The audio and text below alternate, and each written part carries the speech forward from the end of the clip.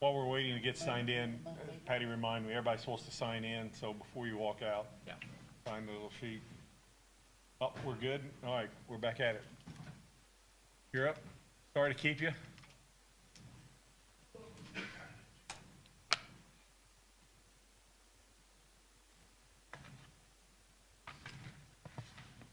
Well, good morning. There were no changes to the overall budget. The only additions that we had was the salaries, wages, and bonuses.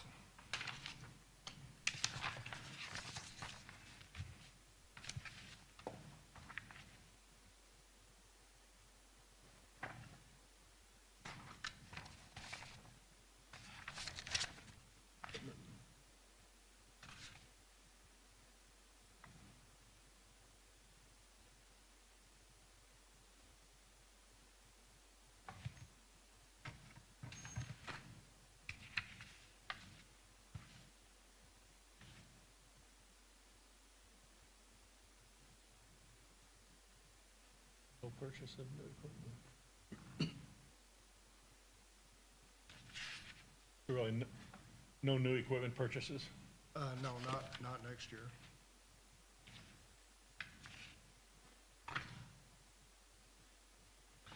No, no landfill expansion, or self-construction for next year. That may change in 2023.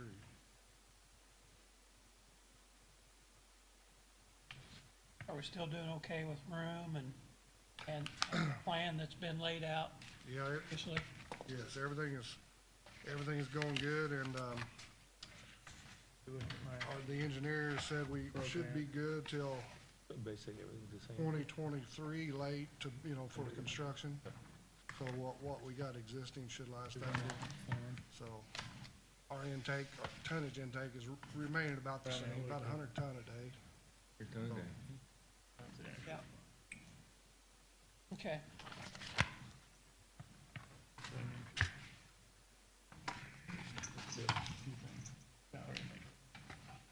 I don't see anything or have anything. Everybody good? Should have got you before the break, as quick as that was. Thank you very much. Thank you, sir.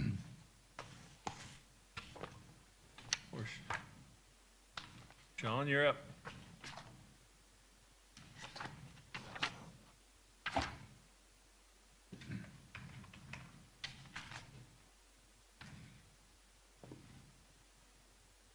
Morning, Sean. Hi, how you doing?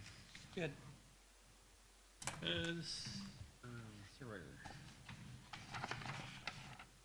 Surveyor's budget's basically the same as last year, exactly.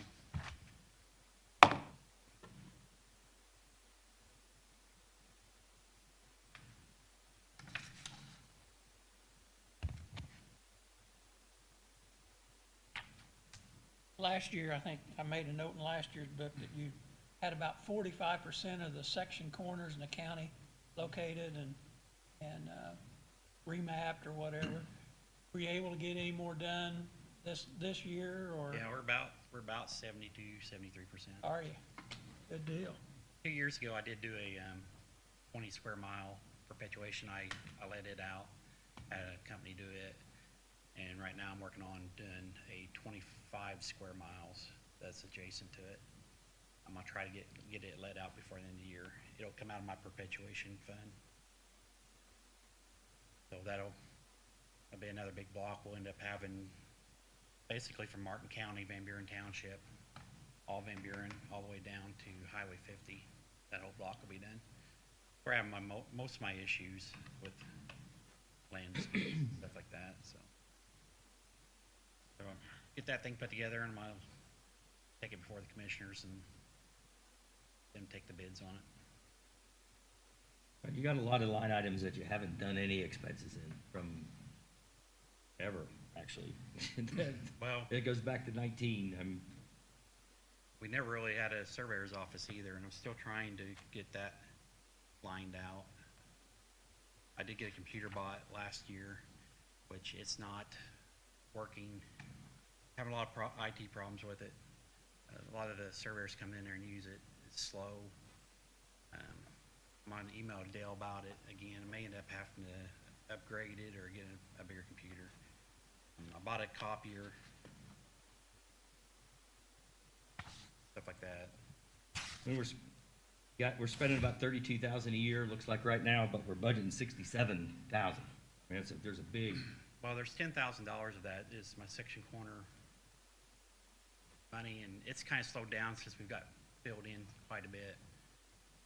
And sometimes I'll try to use that onto the perpetuation, like last year. okay. But office supplies, yeah.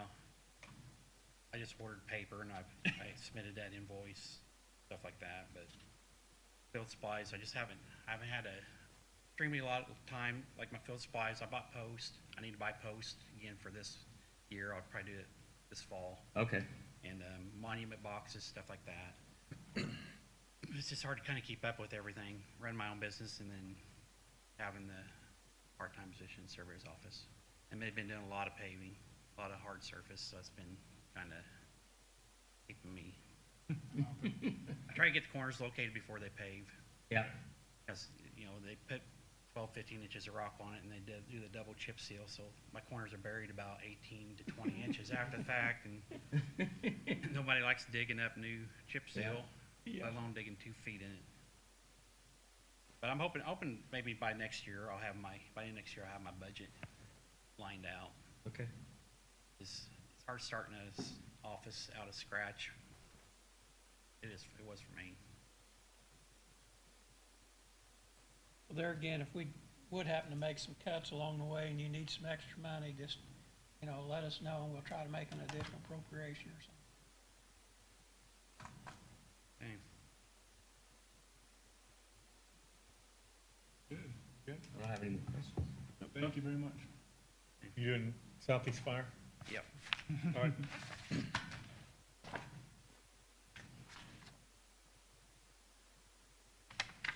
The next one is, It's winged.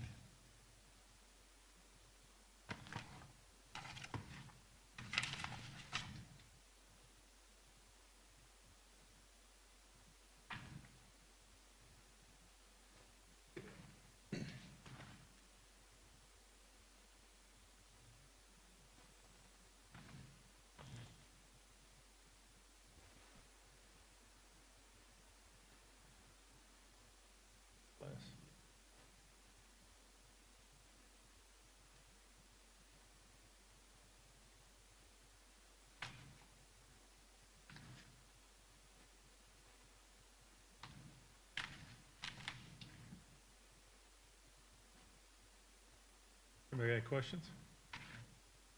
Can't hear you. And they do it.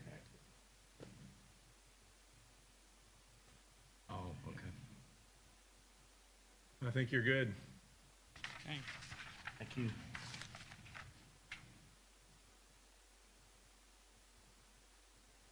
Got the APC?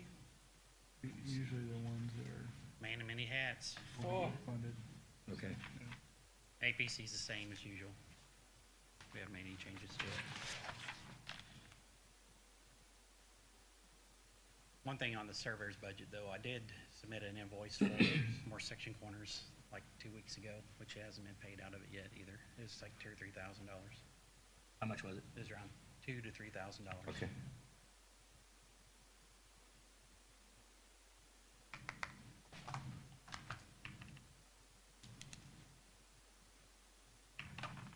Anybody?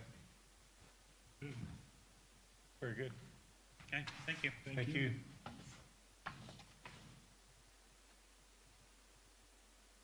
Bill's pulled up. Beal Fire.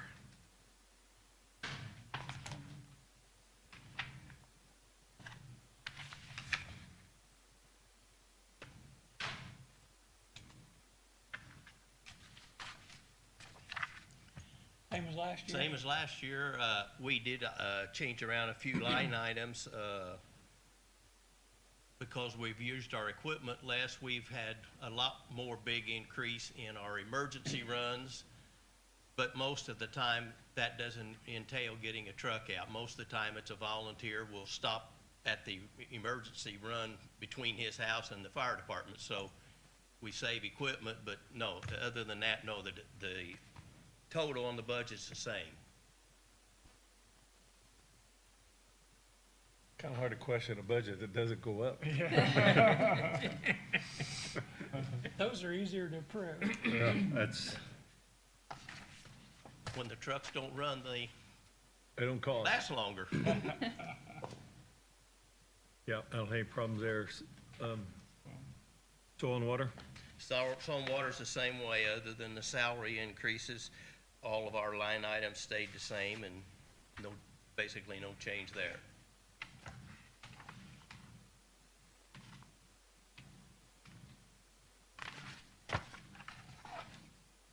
You may notice that last year, we did not spend some money for salaries, but it was because of the COVID.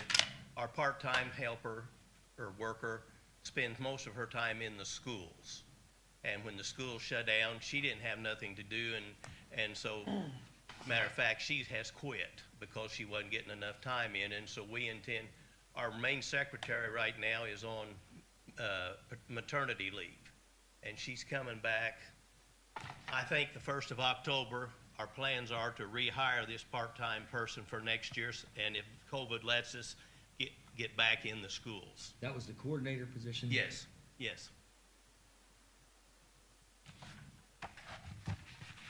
Yeah. Here again, I still don't think that coordinator pay is correct.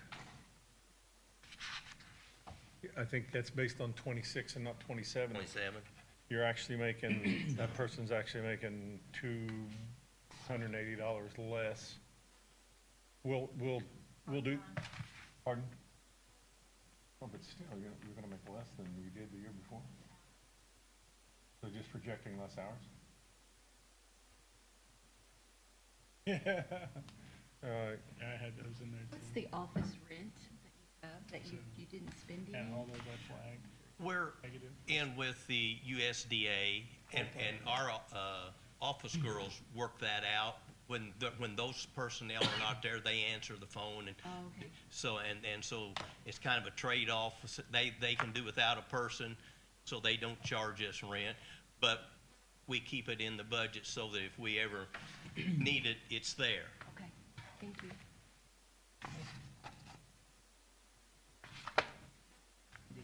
Thanks, Phil. Yep. Thanks, Phil, appreciate it. Jamison. Sound good on the radio this morning. Yes, I did. Good morning. Good morning. Good morning.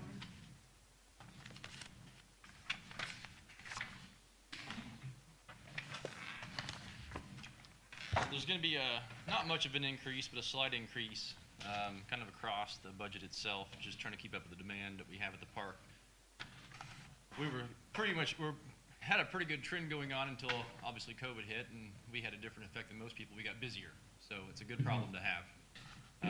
With that also includes a lot more maintenance issues when you have the impact of so many more people using the facility. So one of the main things that we have been looking at over the past 2 or 3 years, and definitely have the need for it now, is the additional full-time maintenance.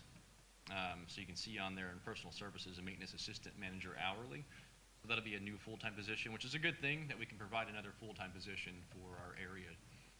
But with the amount of projects we have going on and just the amount of maintenance issues that we have with the presence of more people using the park, it's definitely warranted to have two experts, as I would call them, out there in the field at all times.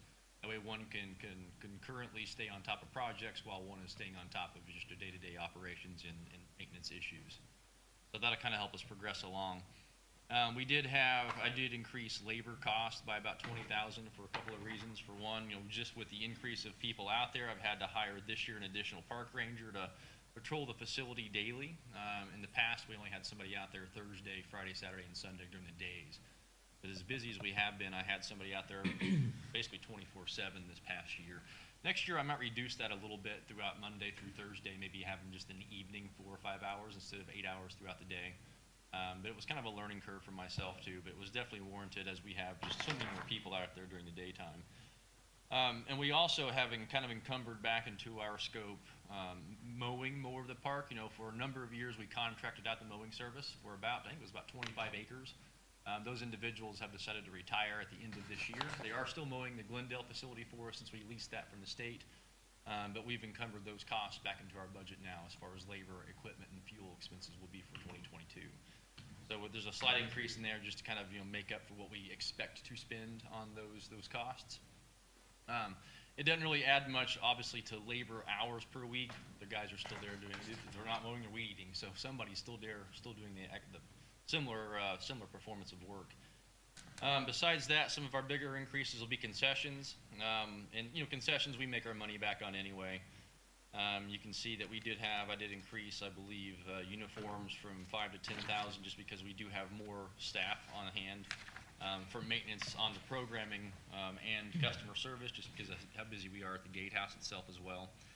If you turn to other services and changes, 31,700 contracted services, that's $80,000. That probably will be reduced. Like I said, we do not have the mowing contract in 2022, and that conversation just happened about 3 or 4 weeks ago. So it was post, you know, submitting this budget to you.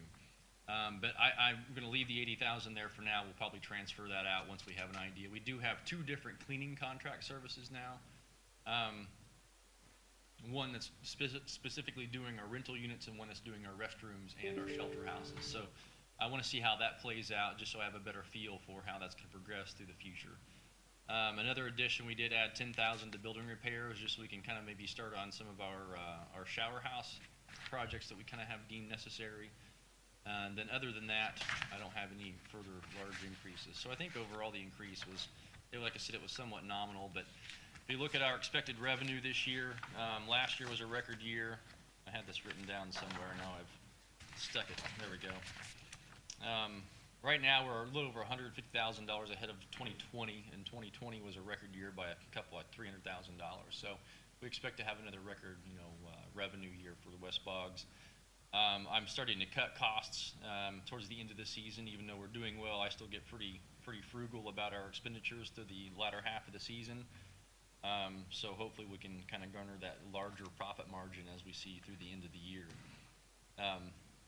Other than that, some of our biggest disbursements this year that you'll see, we've had about a record disbursement year as well, but a lot of that, 2 of that was 2 vehicles at the very beginning of the year. One was actually encumbered on the 2020 budget, sorry, and one was paid for out of the 2021 budget.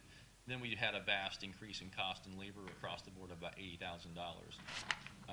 So besides those 2 items, I mean, we're slowly increasing costs, but a lot of that is just keeping up with the demand of the facility use. To kind of help, cover some of those increase in cost, I did raise some of the rates for 2022 as far as mainly just our rental units and some of the landowner use of the buffer zone and dock fees. So that'll be a modest increase, but I don't want to kick the can down the road and all of a sudden have a 100% increase in their cost and then be screamed at for it. So we're kind of coming up with a better idea of a strategy of actually increasing our costs over time in modest fees, a modest percentage. That way people aren't hit with a lump sum. Other than that, that's about all I have for our budget for 2022. Planning a road improvement project there? So we have the road improvement project that's happening concurrently right now, actually starting, this is through the land water conservation grant that we received. Starting next Monday, Martin County will be out chip and sealing half of the park.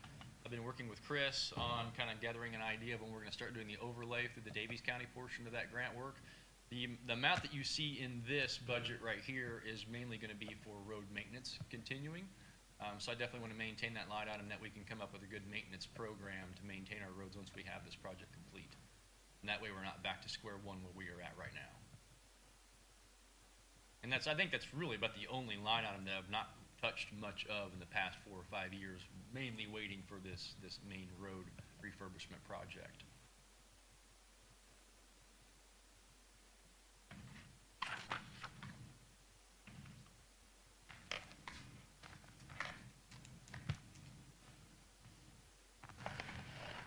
I hear a lot of good things about the park. It's been busy. It's been busy. I'm happy to see it, but we're getting to the point now we're ready for November. We'll slow down. About there. But, these next 2 months are always fun months. I love the autumn season for one. And, people come out. We have a lot of good activities coming up. We have have some more concerts, we have the Halloween, we have the Vintage Camper Rally, we have our yard sale. We have Indoston Days, which is why I was on the radio this morning. You know, we're kind of helping that with Martin County having a new event outside the park facility itself, and working with other Martin County organizations to provide that. So we're excited to provide that one, a new event for the area too. As I told him, he was on Take 5 this morning on the radio, so he had some good comments. Yeah. And then, you know, we put the disc golf course in starting this year, and that's brought a lot of new people out too. It's been nice seeing, actually, I'm surprised how many folks from Washington play a lot of disc golf, and guys that work at Crane now, instead of taking 69, they come down 231, stop on their way home, go around to disc golf, then continue back home here to Washington or Daviess County. So I've had a lot of people come up from DuBois County, from Pike County playing disc golf, and a lot of guys that I know from around Vigo County, Park County, and those areas coming down too, in Bloomington. So we have the little 9-hole beginner course installed. It's been phenomenal. We have sold a lot of the discs, so just increasing our revenue right there with the sales and concessions has been nice. And now we're going to start working on the bigger 24-hole course, which will draw a lot more tournament play in. So I'm hoping by the middle of next summer we can start hosting a lot bigger events with that. And I think that'll bring in, it's not going to be, you know, $1 million idea, but it's going to bring, every little bit helps. Yeah. There was a rumor going around about pickleball courts. Is there any truth to that? Yes, so one of the things, I have a meeting tomorrow with, we've signed on with the process, the build, operate, transfer. I kind of approached the commissioners about this earlier this summer. It's Indiana 5-23. It's Indiana code, and what this allows an entity to do, if you guys are not familiar with this, I'll summarize it quickly. Instead of going through your normal bid process as a unit of government, what you can do is you can put a request for qualifications out for a project management team that will manage your project under the code of 523, which is build, operate, transfer. What that will entail you to do is you work with this company prior to any payment to them or contract whatsoever. You do the design work, you do the budgetary work, you work with this, you know, together, and then you come up with your formula plan. They slide the figure across the table if you like it, if you can afford to. They also take care of the financing aspect, so they'll find the best loan possible for this project. If you can afford to do so, you sign on with them. Then they own that project. So what happens then is they're responsible for any change orders. And if you guys know as well as I do, you do the bid project, you take the lowest bid because you legally have to, then you get, you know, rammed with change orders, and all of a sudden you're $500,000 over budget. So with this, they eat the change orders. I mean, I'm sure that's encumbered some in their costs, but they've only had a couple of issues where they've lost money. But the company we've chosen to go with is called Meyer Najum out of Fishers. I've talked to these guys several times at the Indiana Parks and Rec Association functions up around Indianapolis. And I've checked a lot of the parks departments that have used their services, and they're more than thrilled with these guys. So I'm happy to sign on with them and see what we can progress. So back to pickleball courts, yes. What we will start doing is kind of redesigning our whole lakefront area. That'll include outdoor fitness equipment, pickleball courts, beach volleyball, some shade structures, a lot of landscaping for the mental health component of it and the use of the facility, but mainly to mitigate rainwater, because if you've been out there, the beach is at the bottom of the hill. So I have to mitigate that rainwater, and I want to use above-ground infrastructure landscaping concepts to do so. And then basketball court, a walking, jogging path. And this might be, if we can afford to in one phase, it might be staged out to 3 or 4 phases, depending on what we can afford to do. But within the next 5 years, this is all in our this year or 5-year master plan. I hope to have all this accomplished. So we'll see how it goes. Nice job. Sounds good. And if we can get that, then I think that'll take the park to the next level of facilities for the area. And then we'll hopefully help attract, you know, jobs and employers to the area through that process as well. So that's kind of the underlying idea. We'll see. You do a phenomenal job there. My family and I enjoy that. Well, thanks. Did you get your doc? No. Next year, maybe. Different topic. Yeah. Thank you. Thanks, Yeah, thanks. Dennis, appreciate it. He might know you a little better next year. Might be a different story. Oh, yeah. Dennis. Page 1, you are first.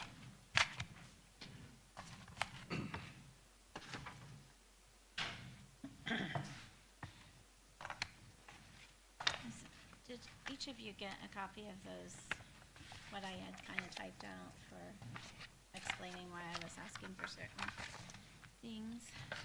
Which budget did you want to start with? Because I have the clerk budget and the voter registration election budget. Clerk one, is it? Yeah. Clerk, okay, Clerk's first, all normally. right. On that one, I don't believe I changed a lot, other than, in our main part of the office, we have a copy machine that, we've had since 2011, I believe. And I was asking for money to upgrade to that, to get a new one for that part of the office.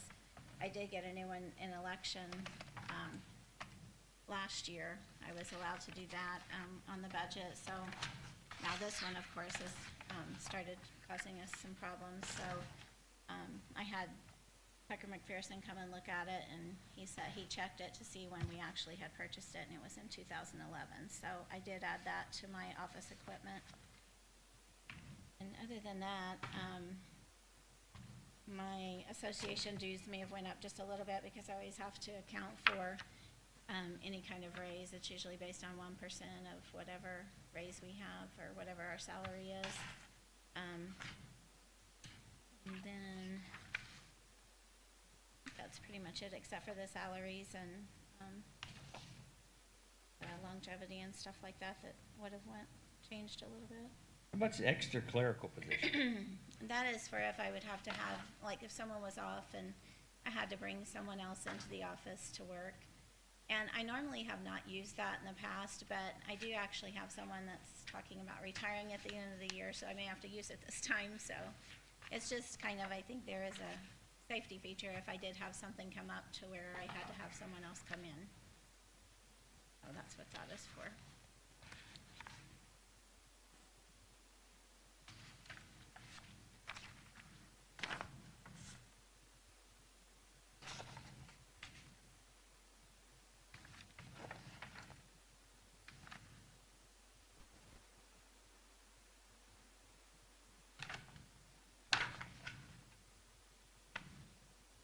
Any other questions, comments?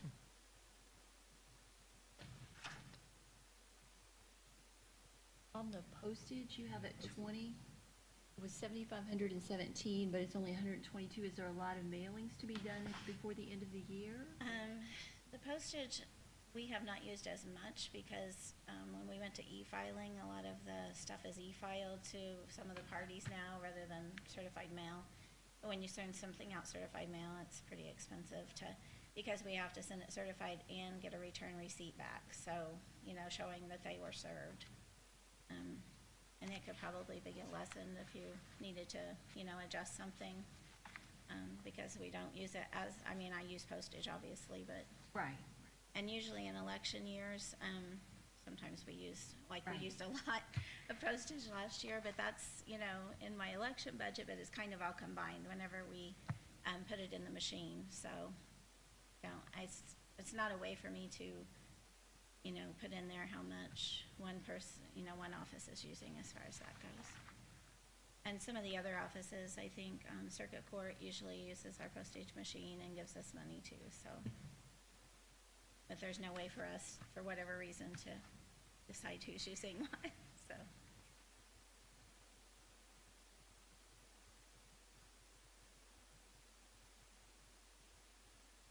You don't have a good feel for it then, really, what it should be?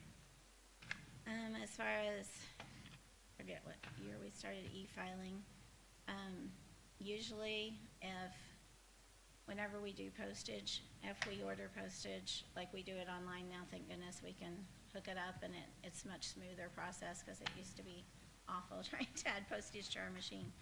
But we usually cannot go over $4,000.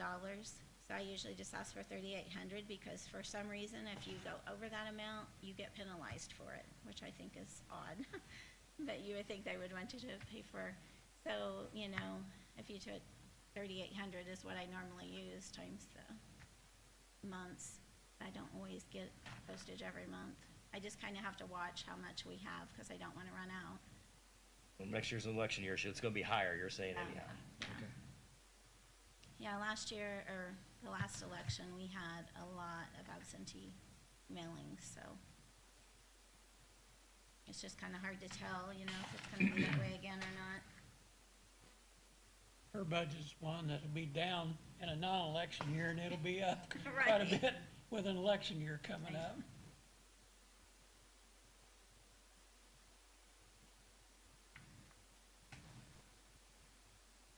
Good? Mhm. Yep. All right. Guess voter registration? On my election budget, I have, I added a line for overtime because during election, I had normally just taken this out of my part-time election, staff, and I talked with the auditor's office about that, and they suggested I add an overtime line so that whenever we have elections, like usually it's a 15-hour day for us. So, I end up having to pay, more overtime because we have to work a couple of Saturdays. We have, sometimes late hours where we're there, so that's why that overtime budget, line was added. And I just tried to figure out how much I had paid in past elections in order to figure out an amount for that line. Which line did you reduce? I added a line, the overtime line. Yep, It's like 15025 on the, see that. Where's it gonna be? Where was it before? I didn't have an overtime line. Well, it was going somewhere though. The part-time election staff, it came out of there whenever I would, because I would have extra money in there, so I would pay it out of there. What line item's that? 17001.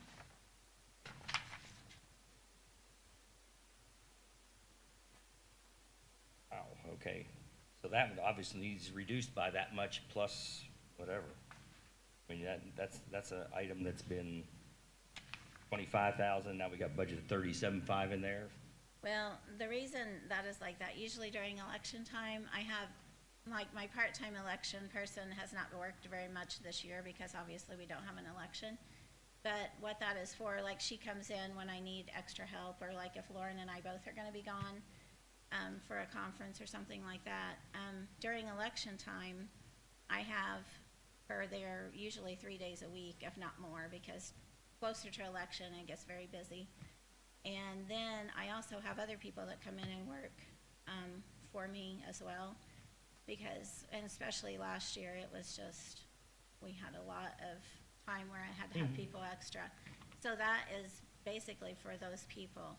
I used to have 2 people all the time, like 3 days a week during election time and even before it started, because you start working on it like months, before. So that's what we have always budgeted for during election years. It's been like you just take off 312 days, you take 3 times whatever, and that's where that's came from. Okay. And usually, like I said, I have always had extra people, and probably will have to again, because I have to have people working in the office, helping with stuff. And then I usually have, like, since COVID, we had to move our election, the absentee voting, downstairs, which I was downstairs doing the early voting, and I had another person that stayed and worked with me every day, and that was a part-time person as well, but I had to pay them out of my election, part-time election. You expect it to be different than it was in 2020, or about the same? I don't know. I don't know what to expect, since it, that was, a lot of stuff happened because of COVID, and we had to account for that. So, and we had a lot of mail-in ballots where we are not used to having that volume, so I had people in there helping with that too. So I just don't know what to expect. I mean, it may be totally different, and we may not have. Hard to tell.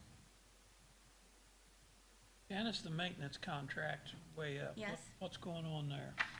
That is our microvote. Did you guys get an attachment showing the? That's your 4 years of microvote. Yes. They won't, they're just locking that cost for the 4 years. Right. What's been their trending for each year? It has been the same for as long as I was clerk, until I noticed this year it's went up to 13,000. So, and then, Well, I mean for next year. so possibly it could go up or may It not could. go up, depending, it's just trending it out. So you put that budget line in if we wanted to lock in that price for 4 years. Right, and you don't have to, you can do it every Right, year. right. I think some of the counties, wanted to do it that way so that they didn't have to like present, like when we do a new contract, we go to the commissioners each time, and most of the time my contract has never changed in the time I've been clerk. But I think maybe some of the counties, I didn't ask for that, it was something that was, given to me as an option, so that's why I put it in there like that. You guys don't have to do that, you can do the 13,000. I do have to have the 13,000, of 13. course, but Right. And then I have, during election years, we have, let's see,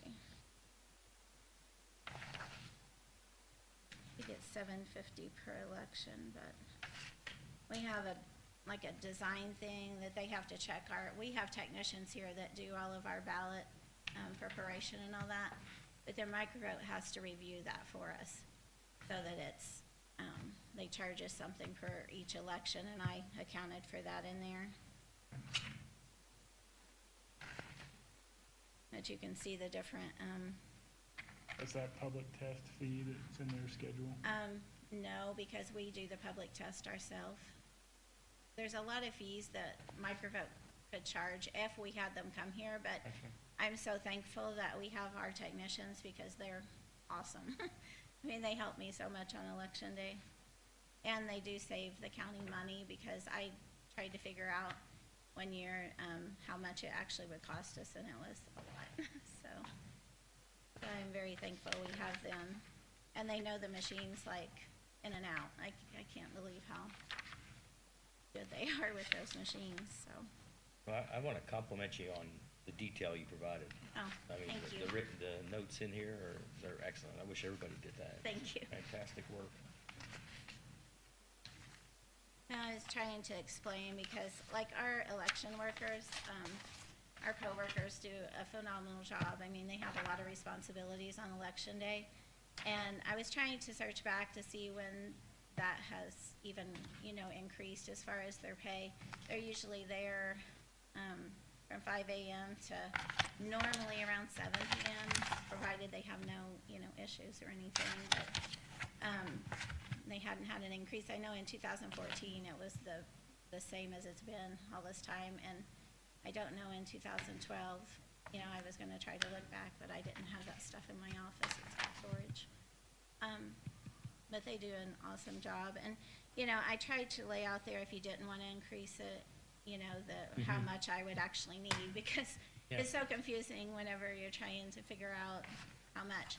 And as far as the food, I have put on here about the food being an increase. I feel like it's been a little bit of a struggle with us for the food because that has not been increased for a lot of years, and with all the prices increasing and things like that, it's difficult, to get it all in for $17 for each person. They usually Your 2 meals then on that? They get 2 meals. They get, normally it used to be, years ago when I worked polls, we had churches that would come in and they brought all kinds of food. You just can't imagine. That was the fun part of election day. But now, Bethel Mall does it a lot of times for us because it is hard to find someone, and you can't always get someone to deliver, like if you order from a restaurant. I know they have all those things now, but I don't know.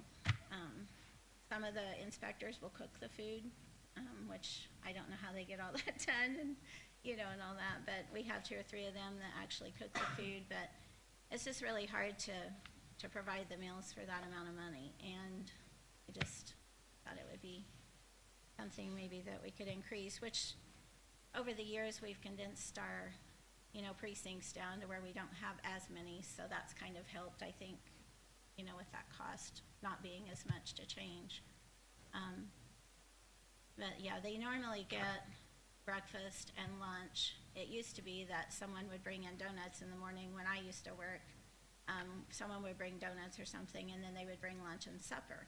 But we've kind of found throughout the years that whenever they're bringing supper is when we're really busy and you're not wanting to eat because you're too worked up about trying to finish everything up. So we've switched it. Now they do breakfast and lunch, which people can do whatever they want as long as they stay within the, amount that we have allotted for them. But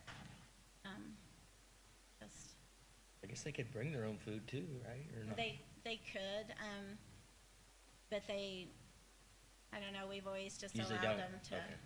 I mean, some people, I always tell people in my coworker classes, if you want a snack throughout the day or certain kinds of drinks or something, you can bring those yourself. And we don't normally have people turn in bills for that. Yeah. But for the meal itself that people bring in, they do. Okay.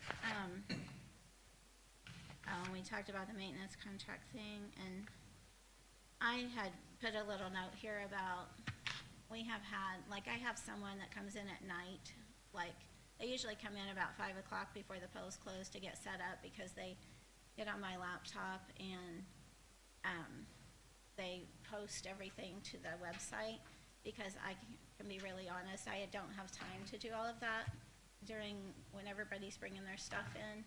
And they also go back and forth with the media and try to get everything to them, and I know they work probably after they go home. You know, they're sometimes there till 8 or 8:30, depending on how long it takes for the polls to get all their stuff into us. And I usually give them the media, their phone numbers, their emails and stuff, so I know after they go home, they probably still continue to work. But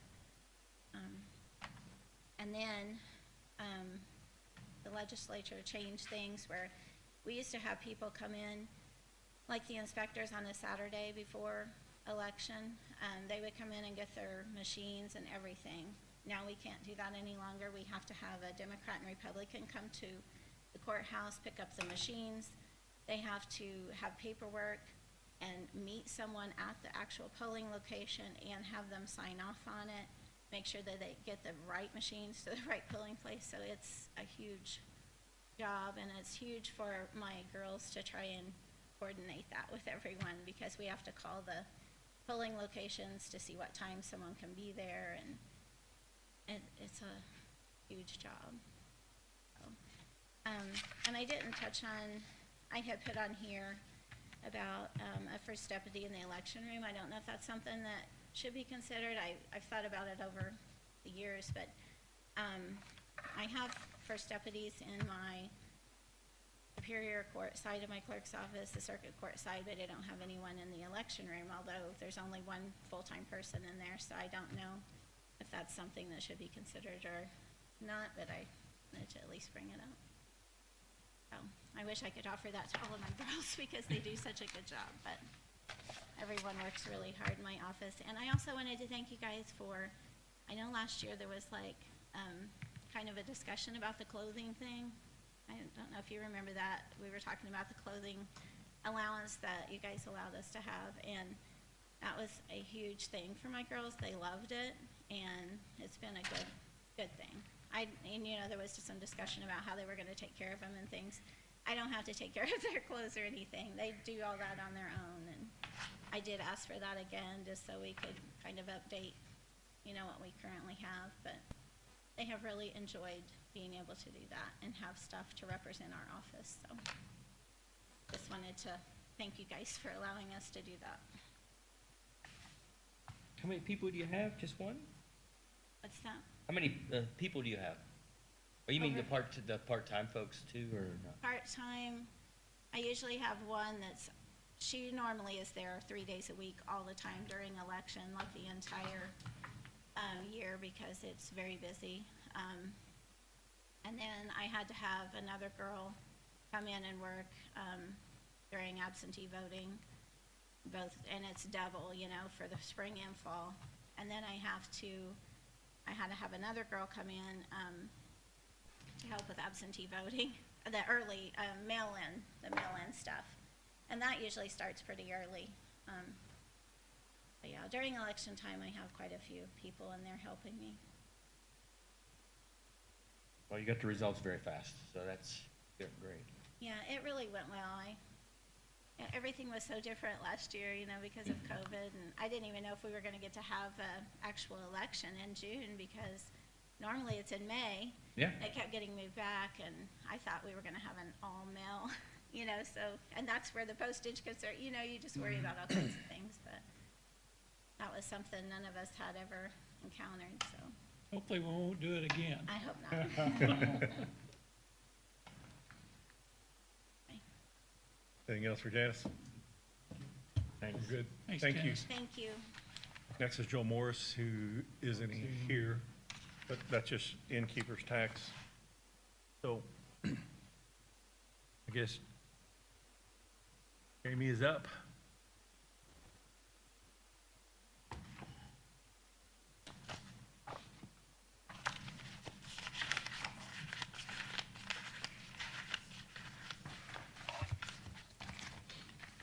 morning. Good morning.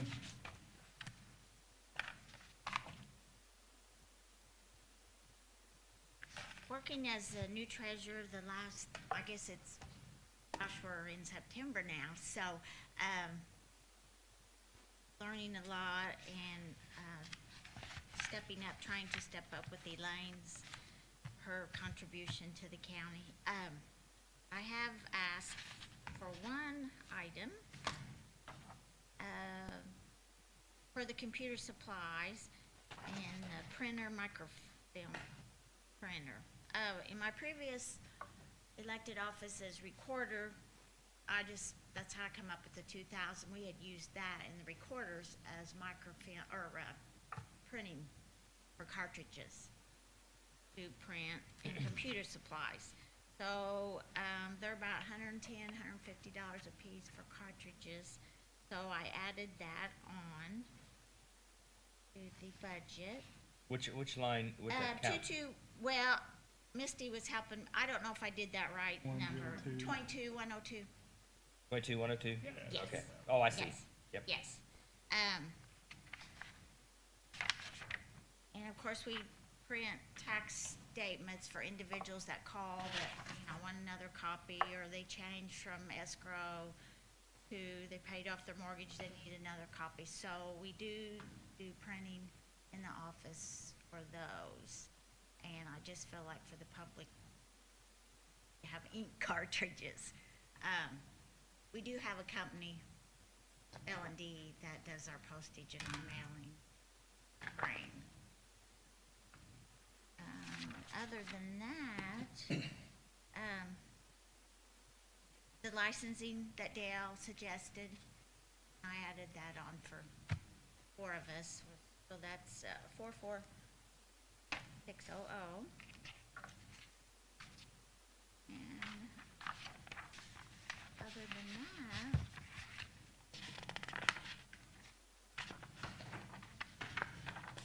the part-time, which I think I had I think Tony was in here that day. I had 4 people out during tax time, May 10th. And, Is that the extra clerical one? yes, Okay. yes, so some of that might fall back in. Everybody was sick. Yeah, I had 4 people out, so me and the first deputy, thank goodness, got through the season and had a lot of support. I had talked to a couple of you on the council, and you guys were great to support. And I hired another part-time to fill in, and I think he'll be coming back in the fall. He's a retired postal worker. Other than that, That's pretty good.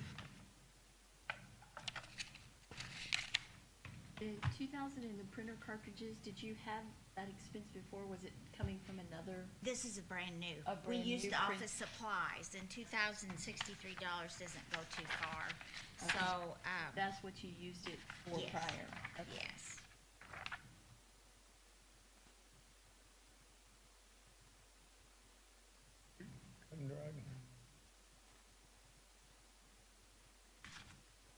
Additional questions, comments? Good? Thanks, Jamie. Okay, Thank you. thank you for your time.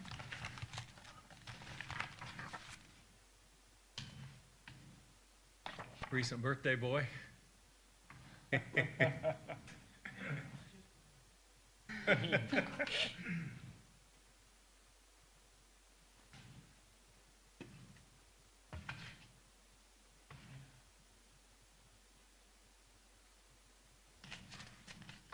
Good morning to all of you. Morning. I think the first one up, is it the county assessor one? Is that the Yeah. first one in your list? Yes. Okay, the only changes that I have in it is, of course, the wages, the bonus, and the new Microsoft Office.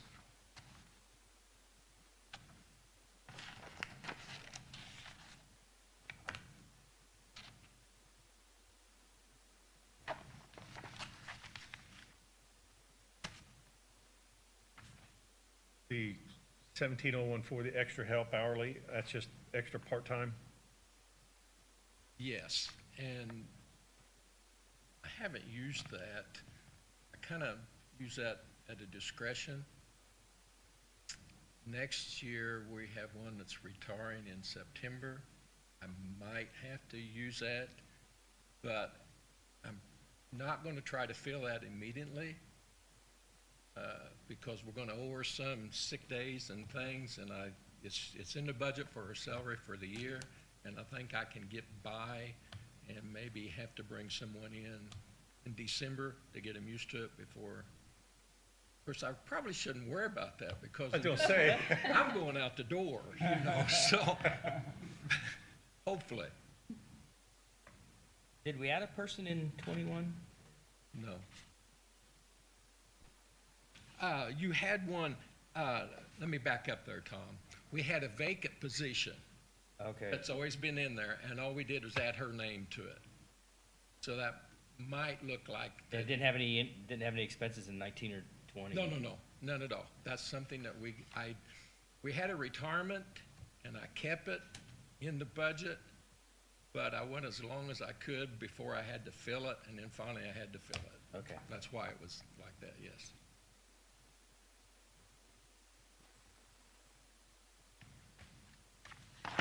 So you have someone besides you that's gonna retire out of that office? Julie, Julie is? yeah, she's going out. She'll have 15 years in the first day of September, which gets her invested in the perf. She's gone. Her husband had retired, and I said, "You only got 4 months left. Why don't you just stay the end of the year?" "Nope, I'm gone." Okay. So yes, but she's taking some of her vacation days and stuff now as she goes, so there's not going to be that much of a lump sum to have to pay out when she's gone. Okay. So it's working out good.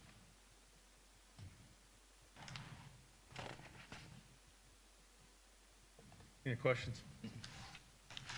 All right, reassessment. Reassessment budget. Again, that is, the biggest increase was the wages, the bonus, and the Microsoft.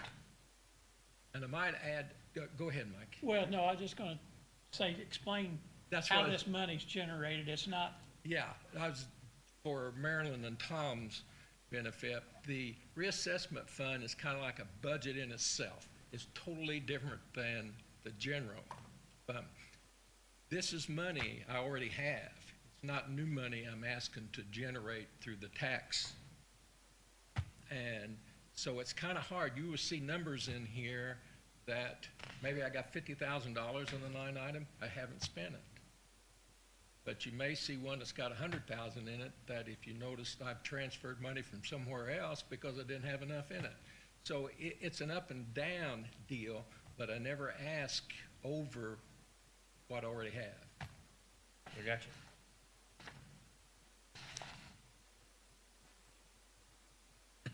I know Smitty, bless his heart, for years he said, "Can you cut 50,000 off of this?" I said, "Yes, Smitty, but it's not going to help you." I'll be glad to." it's money that's just sitting there. It's sitting there, and it goes back. It doesn't generate back into the general fund. It generates back into the reassessment fund. Yeah, that's to stay there. Okay. And there's a lot of different things that we can use that Yeah. for. Yeah, So, Denny's been very generous in helping a lot of departments out and stuff that he can spend that money on for another department, so. it's taxation, collection, things like that, that I can do, computers. Yeah. The computer system that you're all using in here now, I don't want to say we own it. The reassessment fund owns it. I got you. County General didn't have to pay for it. Right. But I can let everyone else use it, so it's not a It's a pretty good deal. Yeah, it is. So we say thank you. You're more than welcome. Thank you. For another year and 4 months. 4 months, not 5. Yeah. Over 3. Now, you gotta stay through the end of the year. I was kidding Darren, and I owe him an apology. I said, I've done this 24 years. I gotta back up. This is only my 23rd budget. Yeah. Next year will be my 24th budget. There you go. So, yeah, I've done this 23 years now, so. A lot of things changed. But I appreciate all that you have done for my office. It's good. Thank you. Thank you. Thank you, Dan. Thank you. Thanks, Danny. Thank you.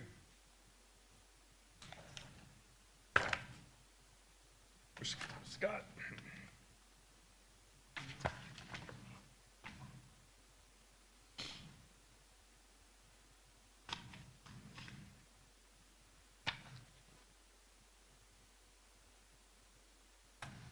Good morning. Morning, Scott. Basically, there was no changes from last year's budget other than salary and bonus.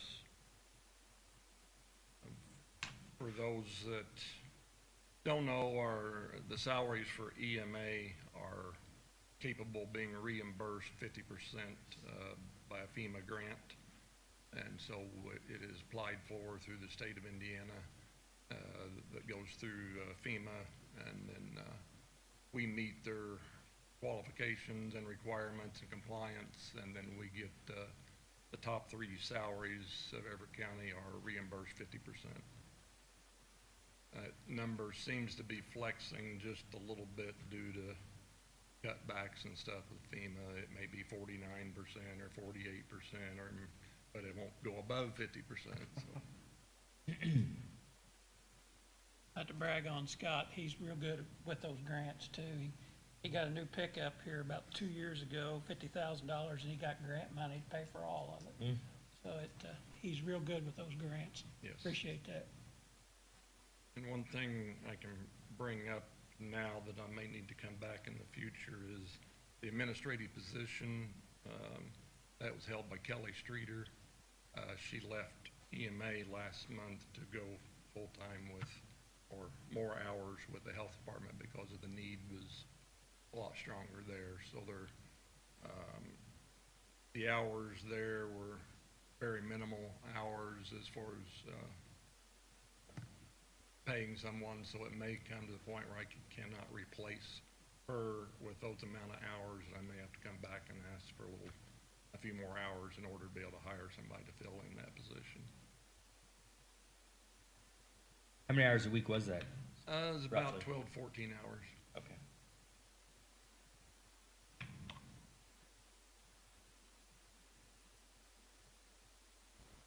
And that position will be very difficult to replace her knowledge.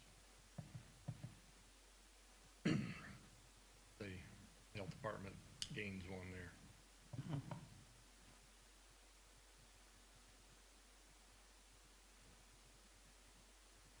Anything else? Emergency planning? I'll take that one too. Basically, there's no changes in that budget, but for those that don't know, the local emergency planning committee is a state mandated. Every county has one. There's those that have hazardous materials, either industrial, agricultural, personal. If they have a threshold that they meet, that they store hazardous materials on their property, they have to report that quantity to the state and pay a fee. That fee then is, state takes their little chunk out of it, and then it is returned to each county based upon the amount of reportable commodities that they have. And that money can only be used for hazmat training, hazmat equipment, but nothing else. Everything has to be hazmat related on that. So we do usually do an annual exercise, but with COVID, we've kind of cut that back. And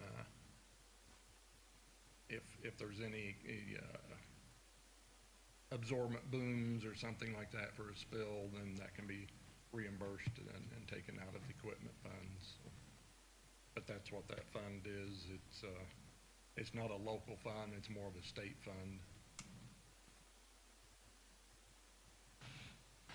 Questions? The money does Question. come from the state. Yes.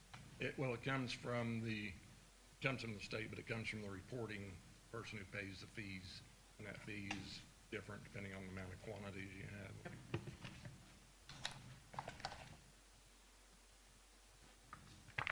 Very good. Thanks, Scott. Thank you. Thank you. Scott?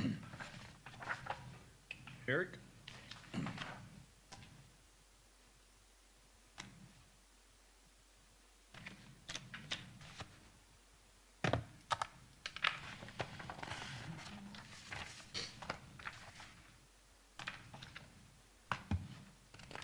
A little bit early, that's good.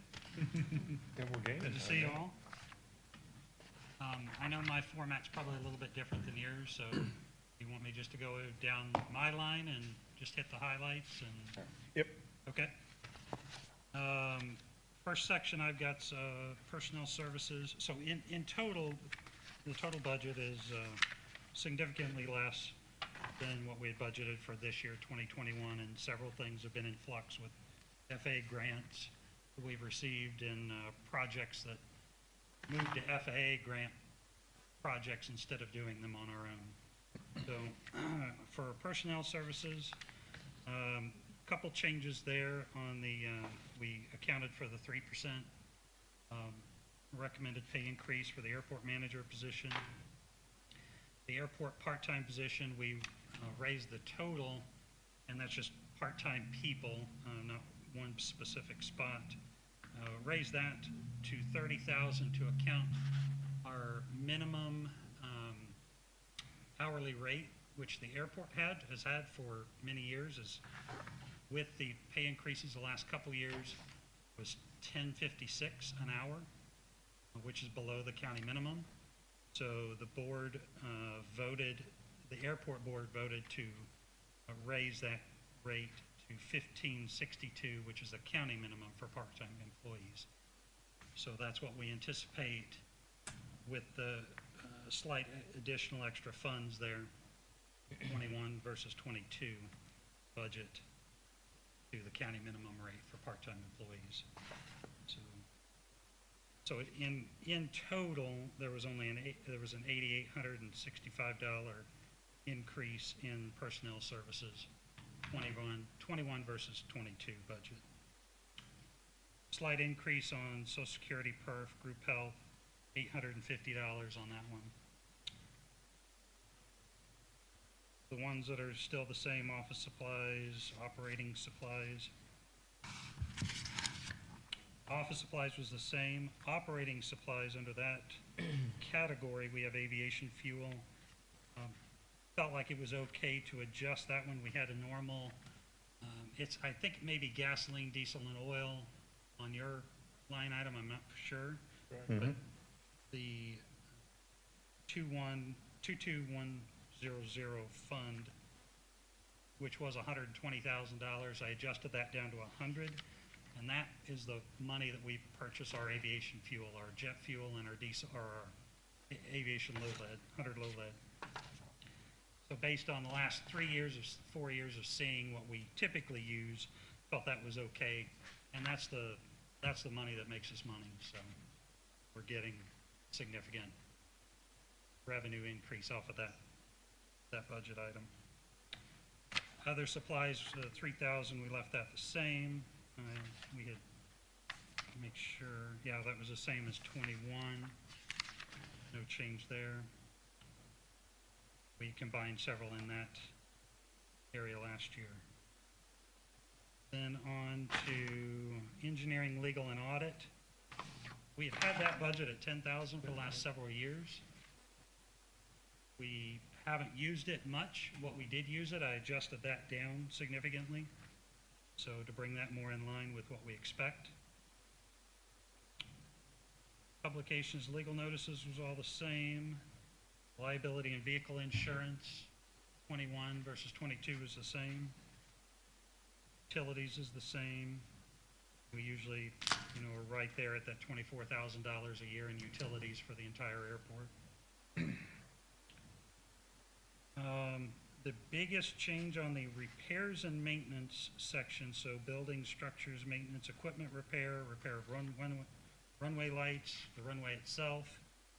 The biggest change there, 21, we had budgeted to repair some hangar taxiways ourselves, do it in-house. Well, we ended up, because the budget had to be submitted before we knew what we were going to get grant funding-wise from the FAA, we did receive a grant to do that work through the FAA. So that is 100% funded.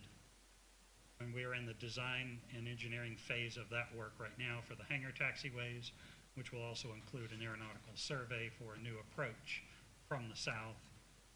So that grant is 100% paid for by the FAA. So we removed, that allowed us to remove or not spend an estimated $150,000, which would be on the taxiway repair line item there. So we could have, that was in the ballpark of what we had estimates on. Of course, doing an FAA grant-funded project, all to FAA design specs, and it's basically reconstruction of that work. It'll be significantly more with the FAA doing it, but it's all 100% funded.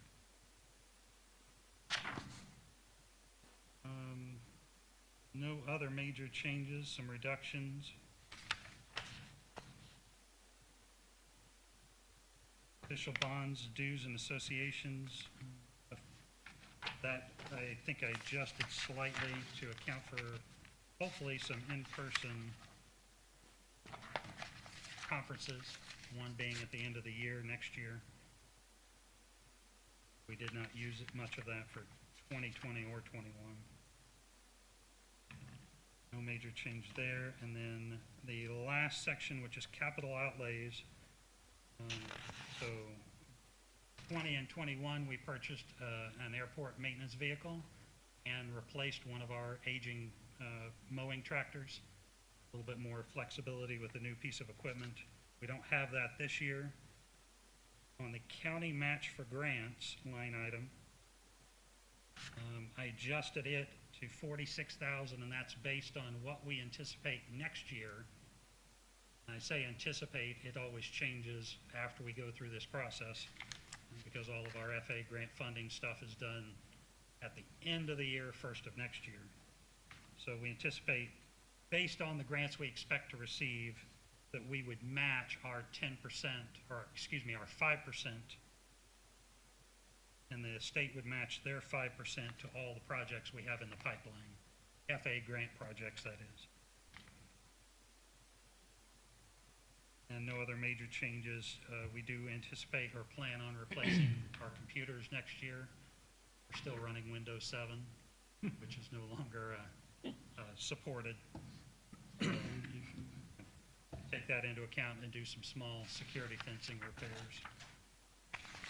So those are the main highlights. Any questions? Yeah, Eric, can you kind of explain, and Marilyn probably need this too, you know, we look at a huge surplus in the aviation account every month. Can you tell us what that money's designated for and where the money for that fund is coming from and how it can be spent?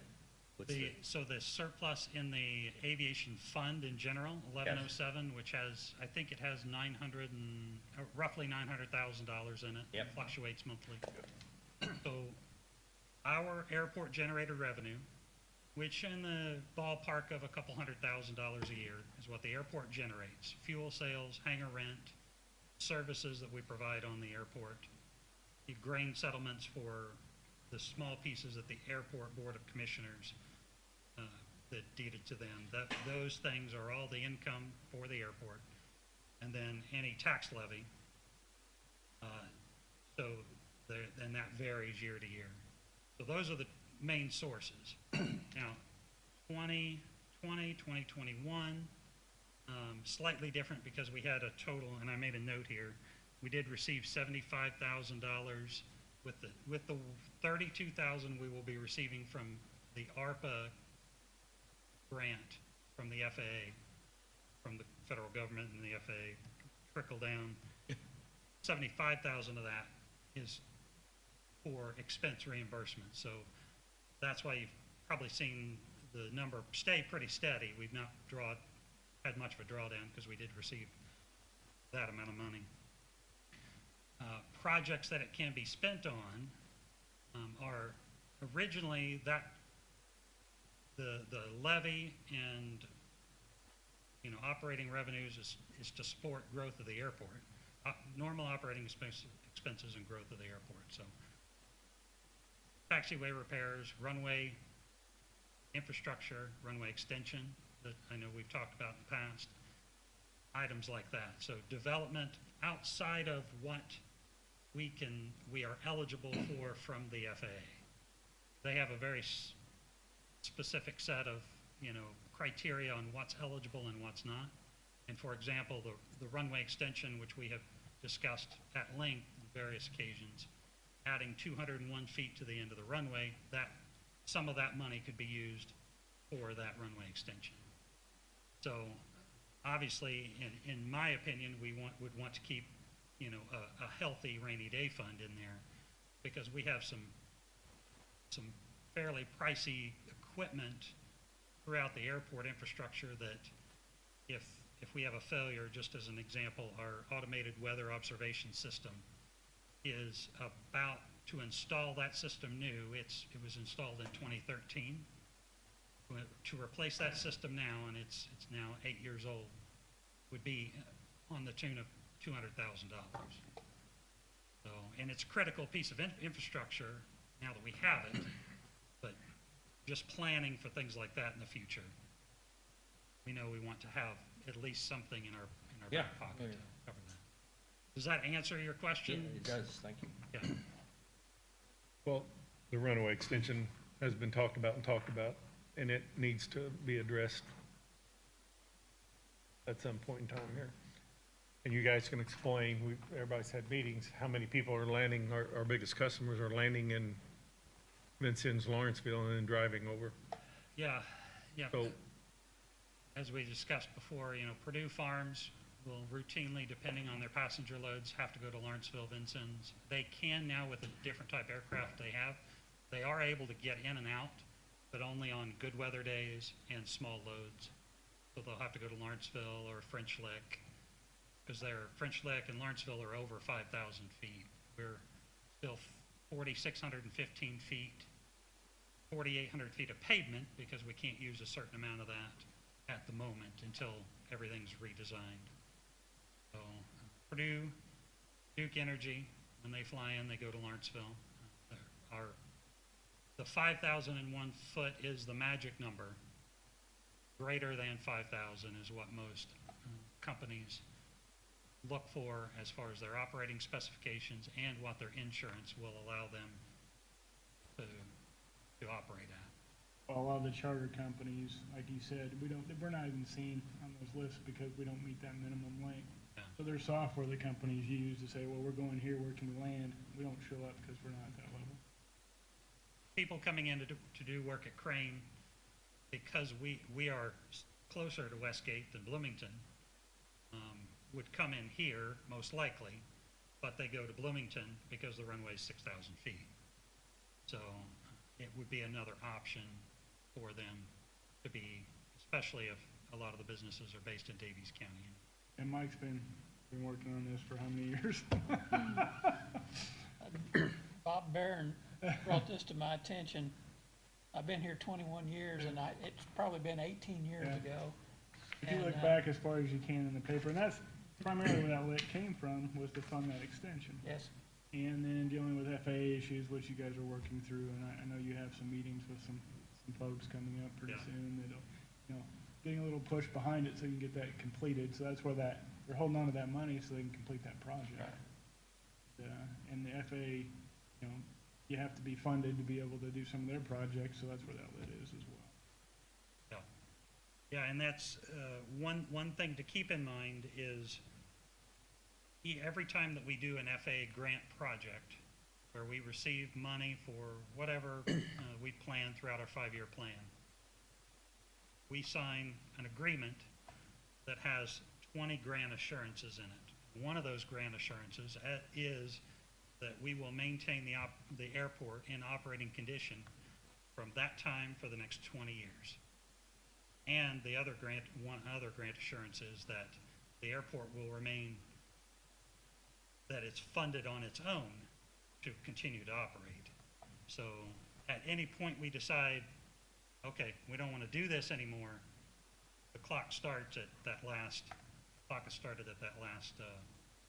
time we took an FAA grant. So there's a whole list of grant assurances and, part of that tax levy is there to support, yearly operation of the airport. So that's a critical piece as well. Thanks. I know Eric's done a great job since he's been there and took over, and it looks good every time I'm out there. I mean, you guys can stop by and take a look at it. They keep it, the staff keep it looking really nice.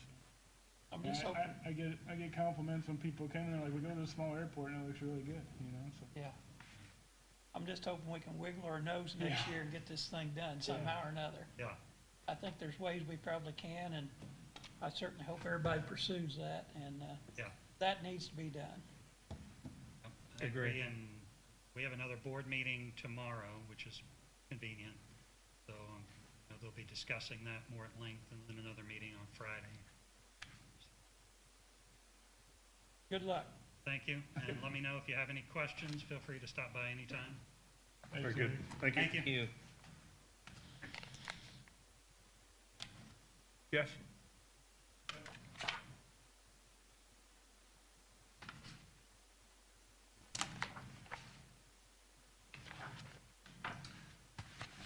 Good morning. Morning. Thanks for having me over today. My budget estimate for 2022 is exactly the same it was for 2021.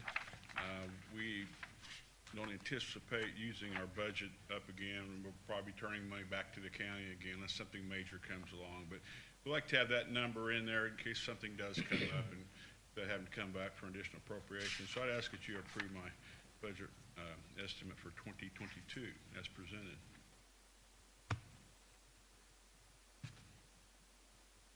Questions? Sorry you had to wait. Sorry I had to wait.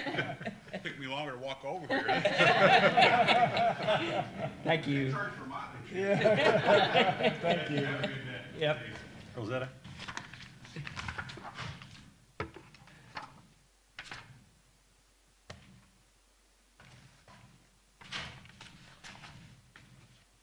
Good morning. Morning. I think our budget for the recorder's office is the same as what it was for the last year. I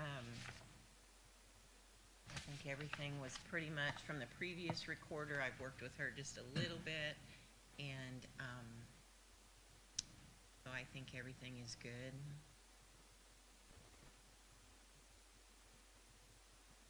We still, on the maintenance agreements, on that one, there will be one from our software company still coming through this year.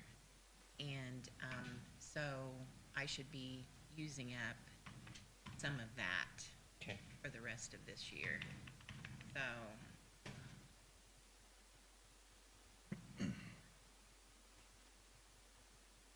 Anybody? Not much change there, you're right. okay. Very good. Thank you All very right. much. Thank you. Thank you so much. I don't know who this next person is. I'm not gonna, Need that before the day's over. you don't want to answer. Let's see here. I don't usually get to stand up here. Nope.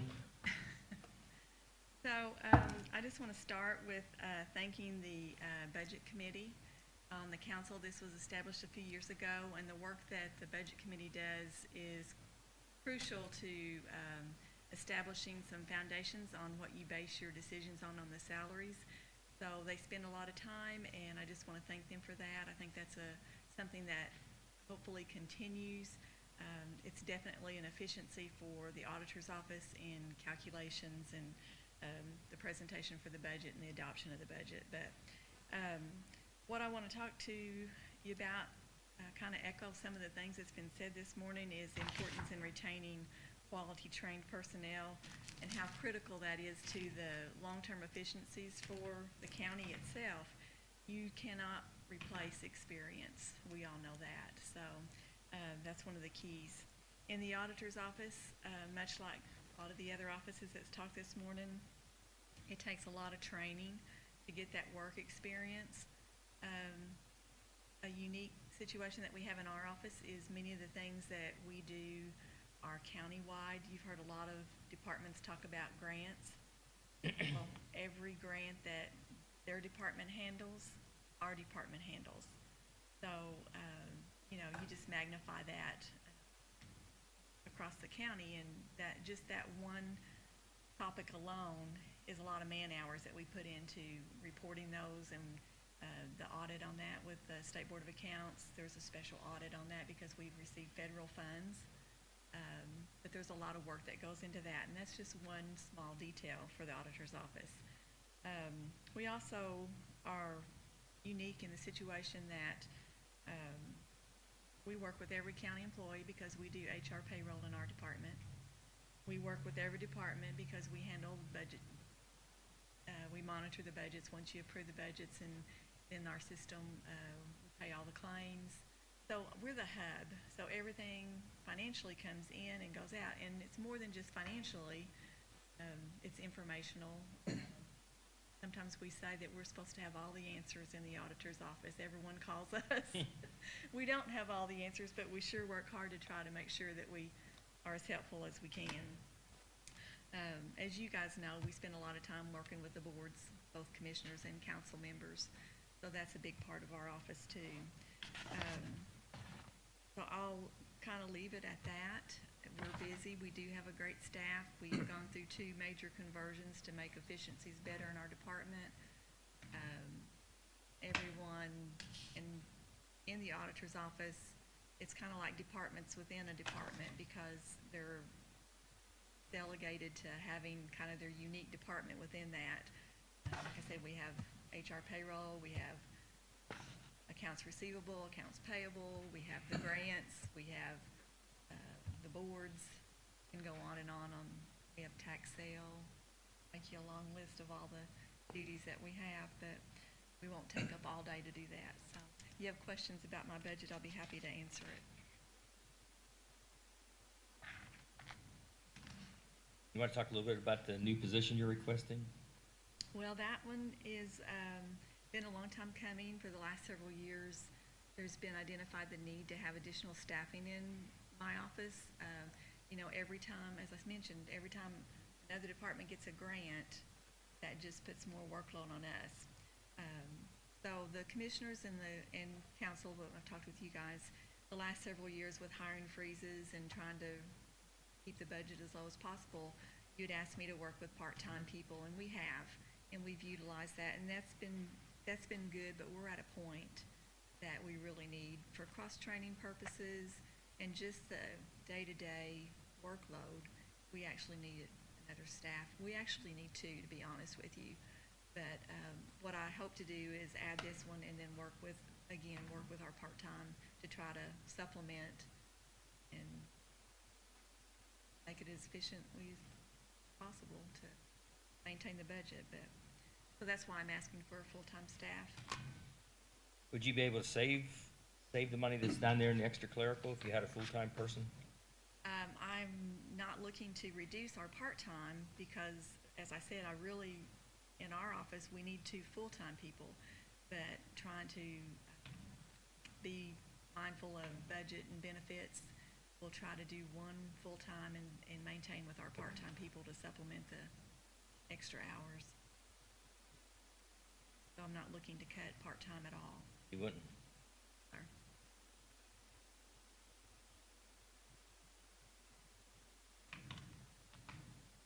The other thing with a part-time that we've found is if we can utilize part-time hours, that helps with some cross-training issues and some backup.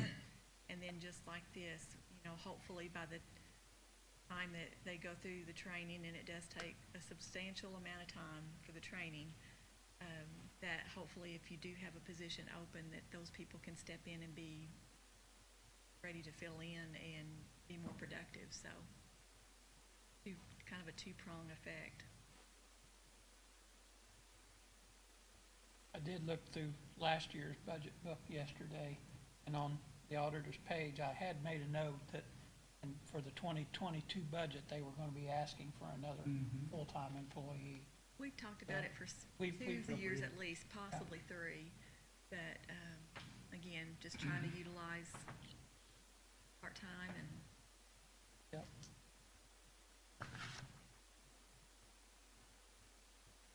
before we get to edit in or auditor questions, make one comment. Obviously, sitting here versus sitting there, I have almost lived with these people this year between the bond issues and so many other things that her staff is great, and they have been tops of working through things.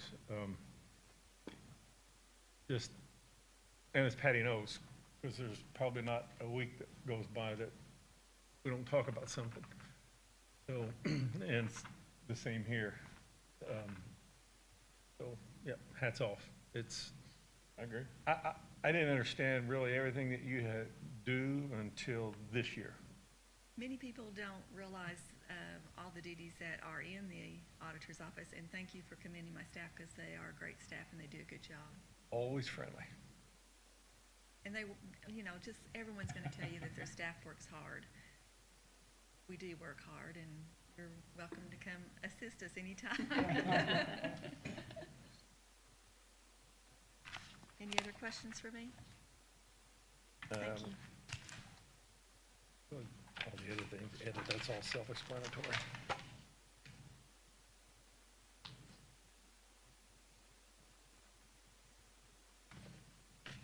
Hang on here.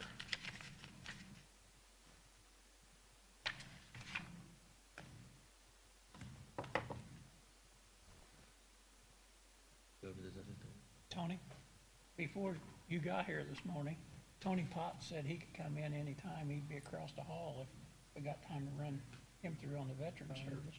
Sounds- Yeah, Yeah, yeah, that's what we're looking at, but yeah, that'd be great. let's, Edit, Well, yeah, those are budgeted, or just for the appropriation process to pay the debt bonds. Pretty cut and dried, you know what the bond payments are, and that's what we're asking you to, permission to pay, and that way we don't have to have a timing issue when it's time to send the bills to them, or the payment. And then on the auditors and eligible homestead fund, that, if you recall, that's not a revenue-based fund. That was happened, well, it's been, how many years ago now? Yeah, it's 8, 9 years. There was a program that the state implemented on audit of the homesteads. And so there were some ineligible homesteads, and there were some fees associated with that we collected. And that can only be utilized for certain areas of training and things like that. But I will state, Tom, this is one of those funds that we did use to help supplement some of our part-time hours. We did use some of that for, Okay. I don't know if you have any other questions on those items.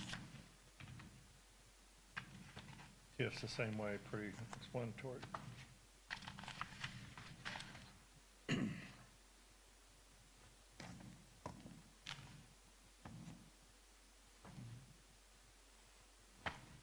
Run over and get him or buzz him or?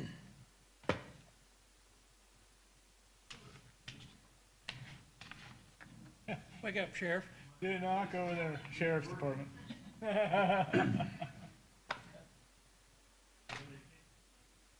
Yeah. Taser.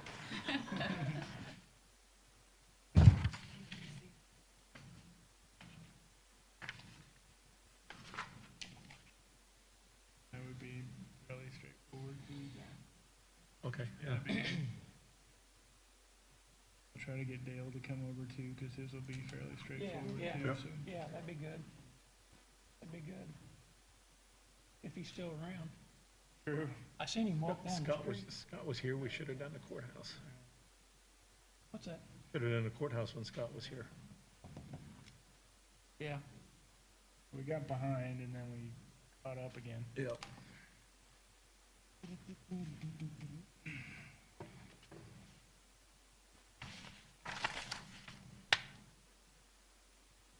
Wonder if Kathy could come in maybe. You do her. Okay, thanks.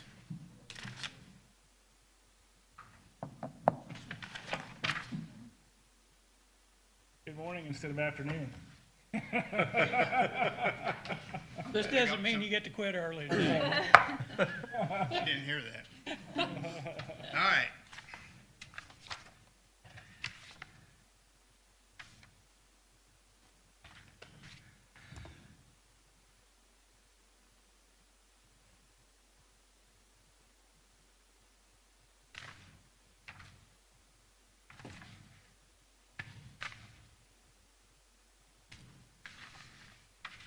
Yeah, I had that too. Yeah. You want to ask? Huh? You want to ask about it?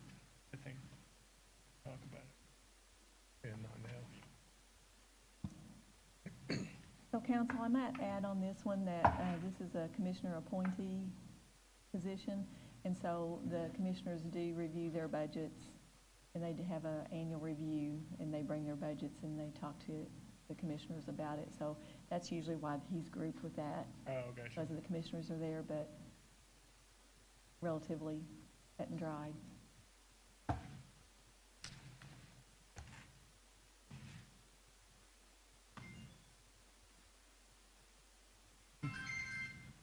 Can I make any questions? I mean, Pretty much the same budget as we've been accustomed to. and we'll have to figure this out. The 27, 26 thing here seems to be kicked in as well. I don't know. We'll look at that. Yeah. The pays, part-time. Okay. So, yeah, it's good, Tony. I've heard good things, so. I'm sorry. I said thank you. I've heard good things about what you're doing over there, and you're working hard, so appreciate it. Thank you. Yeah, it's really picking up. It's amazing, and that's what we want. Did you get the letter on the proposal? How, is that going to be approved, or was it disapproved, or put it in the budget, or what? We haven't decided yet. Yeah, we haven't decided, but no. Oh, okay. Yeah, we're just going through your budget today, and. we'll Okay, decide so that later you in the were month. aware of that, okay. Absolutely. We got the All right, you got letter. the letter and all that stuff. Thank you Good, very much. okay. So, we'll cross that bridge when? Yeah. When we have our adoption meetings at the end of the month. Yeah. We'll, At the when? End of the month? yeah. Okay.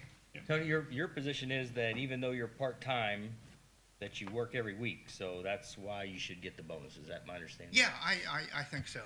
You know, I'm part-time, full-time. And when I hired in, you know, it was a 5-day job, and I told Nathan and Michael and, at that point, I said, you know, I don't need the insurance. Let me do 3 days a week. And if it gets really heavy, we'll do 5. So and they agreed to that, so that's what that's all about. I saw the every bonus, and I thought, well, I'll shoot for it. I think, you know, like I said, part-time, full-time. Sure. Part-time every week, 52 weeks a year. How many hours are you working a week? Well, I work full. You're You know, working 40, what is it, 40? 40? I don't Okay. know. Yeah. 8 to 4, 12 to 1 off. No, I'm sorry, 3 days a week. 3 days a Tuesday, Wednesday, week. and Thursday, I'm sorry. So it's what, 42? I mean. 24. 24. Yeah, 21. 24? yeah. I'm just, 21. Jen, thanks. Thank you. Thanks. Thank you, guys. Have a good day. Yeah, I told him 21. All right, Dale. Expecting to go till 1:40 and just.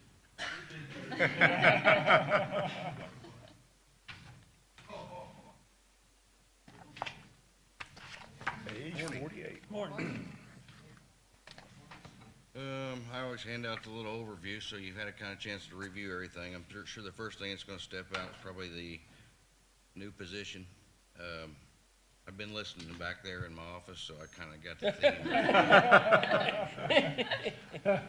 theme. Things that might be needed later, maybe don't need to be on there now. Today, we don't need that as of January 1.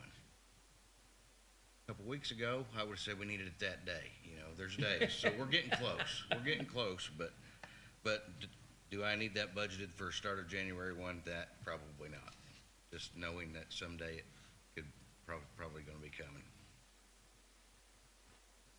Everything else is kind of Went up a little bit in office supplies, but everything else has went up. How about the license renewals? Everybody's got those now, and yours is way up too. Mine's up 10,000. I'm taking care of all yours, the commissioners, Tony's, weights and measures. I'm picking up a lot of the ones that are just little departments Okay. in that, so. You're consolidating them. So it's $250 a piece is what those are. Those licenses are that everybody's been coming to you. It's $250 per user. The county council doesn't have a budget, so Dale got Okay. tagged to take care of yours. And things come up like we just put in, when we started with the iPads, we put in the DocuSign, to get that to function the way it should. There was $2,700 that I had it to, I don't use the iPad, but I had the budget, so we just do it that way. And you have to do that every year? Most things are a yearly renewal, and then our big servers have license renewals on them. All of our switches and Wi-Fi stuff, that's all one-year things, and most of them come due. I think I've still got like 17 in there, but I think I've still got my Meraki and my Cisco to go, so that, but yeah, Everything went software as a service, you gotta have it. every year. But I will say they're good, about anything we've got, if something happens next day, somebody's on it, or I've got a new PC in, or. Basically, it's got you. Yeah. So Dale, question Huh? Marilyn and I had earlier this morning. All these, every department's requested the license in their budgets this time. Did you negotiate those license that they're gonna have for their departments, or did they do their own negotiating? No, or- that was all part of that big Office 365 project that we done. Okay, So, basically, you guys, commissioners paid for the year one in the big project, knowing that after that happened, then each department would Break take out. over, yes. yeah. So it's all part of the master Yes. plan then? Okay. Yeah, it's all negotiated based on us having 250 users, not them having 8. Our pricing's based on 250. That's a spreadsheet I'll have to create someday, because I'll have to break all that out whenever it comes in to give them to them to be able to pay it, so. Yeah, But yeah, it's negotiated on the big number. okay. And it's a G3 series, which is a government rate. So I think we actually I used Knox County they did it too, also before we did. And I think we ended up like $3 a user cheaper than them. How they figure, I don't know, but They like you better. yell more.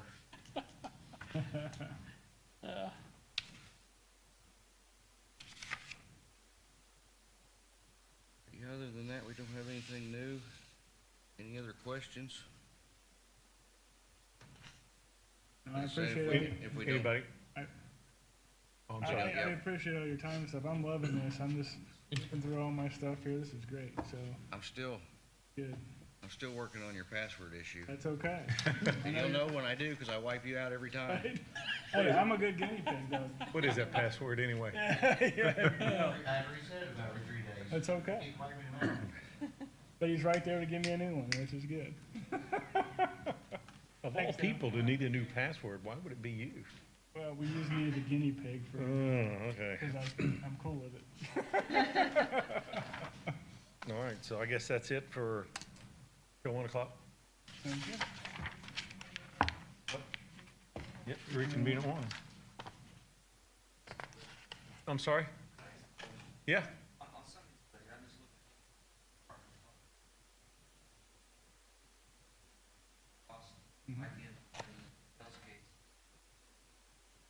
Yeah.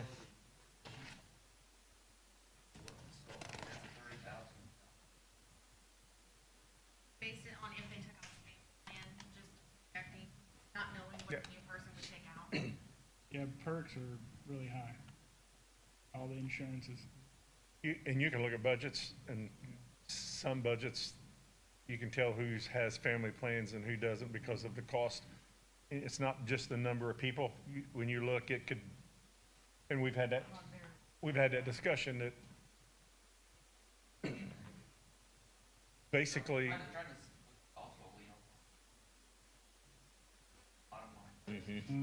if,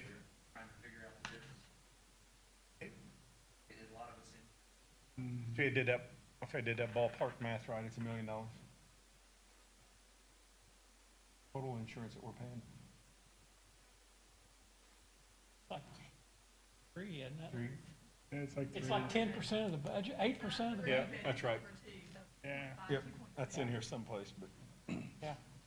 a big number. Big Some of number. those costs are recouped from the employee contribution, but not a lot.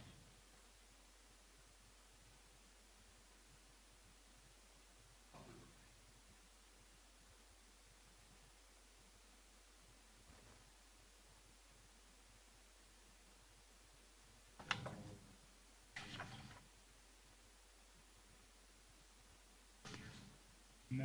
Oh,